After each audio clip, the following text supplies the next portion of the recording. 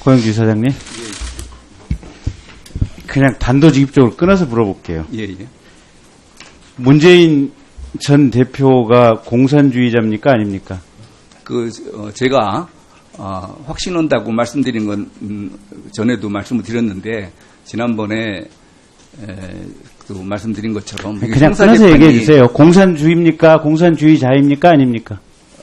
저는, 근데 이게 지금 사실대로 말씀을 드리면은 또 여기서 또 시끄러워질 테고. 아니, 사실대로 얘기하세요. 예, 그래서. 김경진 의원의 집요한 추궁에 의해서 사실대로 얘기한다고 하고 말씀을 하셔요. 아니, 저는, 이게 지금 국회에서의 증언감정이라는 법률에 의해서 이거는 증언을 거부할 권리가 있기 때문에. 아니, 제가 탄원서 내드릴게요.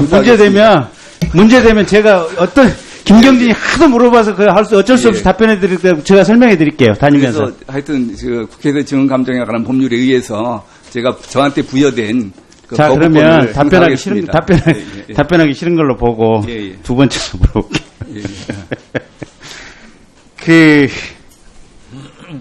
우리나라 사법부 공무원 중에 김일성 장학생이 있다고 지금도 생각하십니까? 안 하십니까? 그거는 생각을 합니다. 여전히 우리나라 사법부 공무원 중에는 김일성 장학생이 있군요. 그러면. 알겠습니다.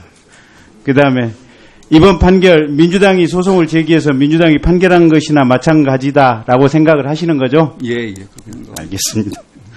그 다음에 전두환 노태우 정권은 민주주의 헌법에 의해서 이렇게 합헌적으로 만들어진 합헌적인 정권입니까? 아니면 독재 정권이었습니까? 권위주의 정부라고 생각을 하고 있습니다. 권위주의. 합법은 맞습니까?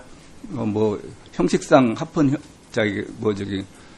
쿠데타가 합헌인 건 아니고, 정부 수립 과정에서 형식상으로는 합헌의 과정을 거쳤다고 생각을 하고 있습니다. 합헌의 과정을 거쳤다. 그래서 전두환 노태우 정권도 합헌 정권이다라고 생각을 하고 계시다. 예. 그러면 국회에서 만들어진 이 법률에 의거해서 대법원이 전두환 노태우 정권에 대해서는 합헌성이 없다라고 하는 이 대법원 판결을 한 판사들도 역시 지금 김일성 장학생들이겠네요? 그거는 좀 논리 비약 같습니다. 아니, 불임 사건도 결국은 부산지방법원에서 무죄 판결이 나왔고, 대법원 재심 사건 말입니다. 재심 사건 불임에 대해서 이 재심 사건 대법원에서 결국은 무죄 확정이 됐잖아요. 이 대법원 판사들도 결국은 김일성 장학생 대법관들이겠네요.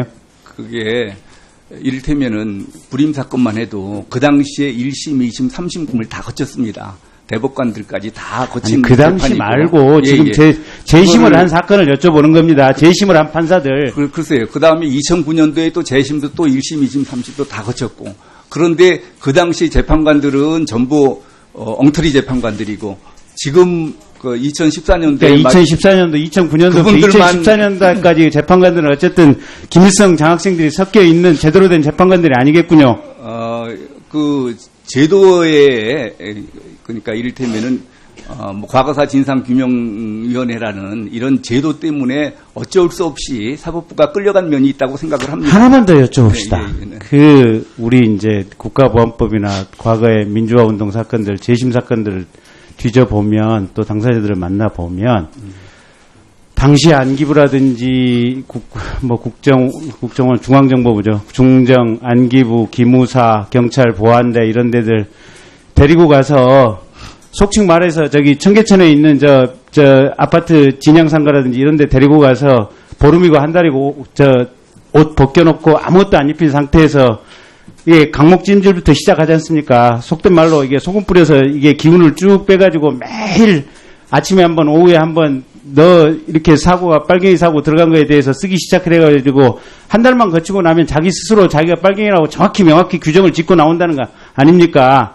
그렇게 고문을 당하고 그렇게 가혹한 진술을 강요당하고 이랬던 얘기에 대해서는 그것 역시 지금 빨갱이들이 지어낸 그 과정이라고 생각을 하고 계시는 거죠? 제가 이를테면은 남 얘기는 알 수가 없고요. 제가 수사한 과정에서 제가 알고 있기로는 간첩은 붙잡으면은 바로 구속해서 처벌하는 게 능사가 아닙니다. 간첩을 잡으면은 조금만 제가 설명드리겠습니다. 답변하지 마세요. 답변하지 마시고 하나만 더 여쭤볼게요. 그냥 박정희 정권에서 저도 제 눈으로 확인한 바는 없으나, 김대중 씨를 납치해가지고, 이게 한일 해협을 거쳐오면서 수장시키려고 했다, 이런 보도들도, 빨갱이들이 만들어낸 다 허위사실들이죠.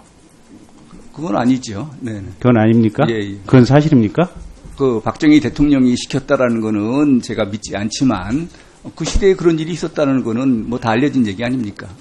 아니, 그냥 한 가지 방향으로만 얘기하셔요. 예, 예. 그런 식의 중정, 안기부, 보안대, 그렇게 많은 사건들이 그렇게 고문과 이 포갑을 통해서 만들어졌던 것들 아닙니까? 본인이 공안검사를 하고 대검 공안부장을 하셨으니까 애써 그런 부분을 부인하고 싶겠지만, 실제 그 피 어린 사람들의 얘기를 들어보면 그게 그렇게 명확한데, 아니, 이사장님, 잠깐만요. 예. 이사장님 답변 들을 필요도 없고, 그냥 제 얘기 하다 말랍니다. 예. 일방적으로 떠들어 말랍니다. 이사장님 임기 얼마 남으셨어요? 글쎄요, 1년 조금 더 남은 것 같습니다. 지금이라도 내일이라도 이 조국과 민족을 위해서 사퇴하실 생각은 없으십니까? 조국과 민족을 위해서 꼭 지켜야 되겠다고 생각을 하고 지켜야 있습니다. 되겠습니다. 여기 계신 추혜선 의원님 아까 북한의 대북방송 하는 거 질문을 하셨는데, 추혜선 의원님도 지금 김일성 장학생이라고 생각을 하십니까? 우리 추혜선 의원님에 대해서는 전혀 제가 연구해 본 바가 없습니다. 연구해 본 바가 없습니다.